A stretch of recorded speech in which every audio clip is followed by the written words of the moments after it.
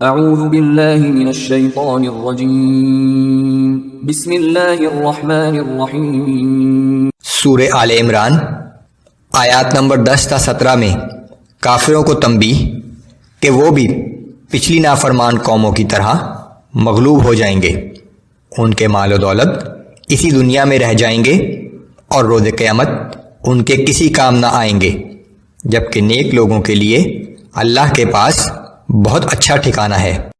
بے شک جن لوگوں نے کفر کیا، نہ ان کے مال انہیں اللہ کے عذاب سے بچا سکیں گے اور نہ ہی ان کی اولاد، اور ایسے ہی لوگ جہنم کا ایندھن ہوں گے۔ ان کا حال بھی ایسا ہی ہے جیسا قوم فرعون اور ان سے پہلی قوموں کا تھا۔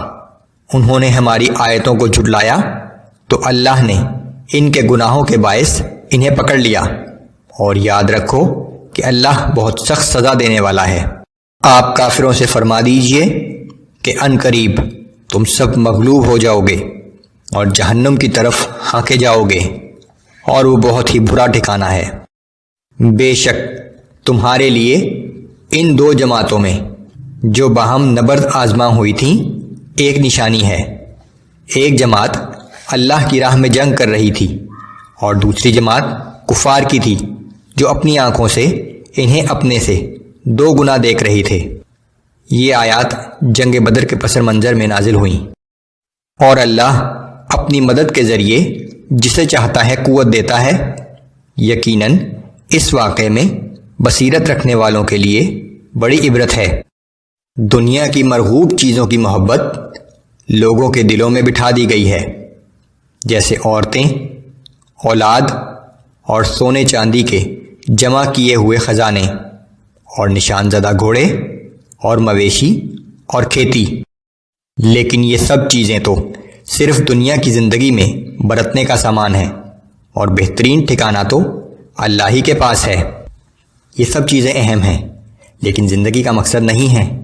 یہی بات سورہ کہف میں ایک مختلف انداز میں بیان کی گئی ہے کہ اے پیغمبر صلی اللہ علیہ وآلہ وسلم، آپ ان سے کہہ دیجئے کہ کیا ہم تمہیں ایسے لوگ بتائیں جو اعمال کے اعتبار سے بڑے خسارے میں ہیں؟ یہ وہ لوگ ہیں جو ساری زندگی اس دنیا ہی کے لیے جدوجہد کرتے رہے اور یہ سمجھتے رہے کہ ہم کوئی بھلا اور اچھا کام کر رہے ہیں۔ آپ فرما دیجئے کہ کیا میں تمہیں ان سب دنیاوی چیزوں سے بہترین چیز بتاؤں؟ جو لوگ تقوی اختیار کریں گے ان کے لیے ان کے رب کے پاس جنت میں ایسے باغات ہیں جن کے نیچے نہریں بہتی ہیں، وہ ان میں ہمیشہ رہیں گے۔ ان کے لیے پاکیزہ بیویاں ہوں گی اور اللہ کی خوشنودی انہیں حاصل ہوگی۔ اور یاد رکھو کہ اللہ اپنے بندوں کو خوب دیکھنے والا ہے۔ یہ اہل تقوی وہ لوگ ہیں جو کہتے ہیں کہ اے ہمارے رب، ہم یقیناً ایمان لے آئے ہیں، سو ہمارے گناہوں کو معاف فرما دے اور ہمیں جہنم کے عذاب سے بچا لے۔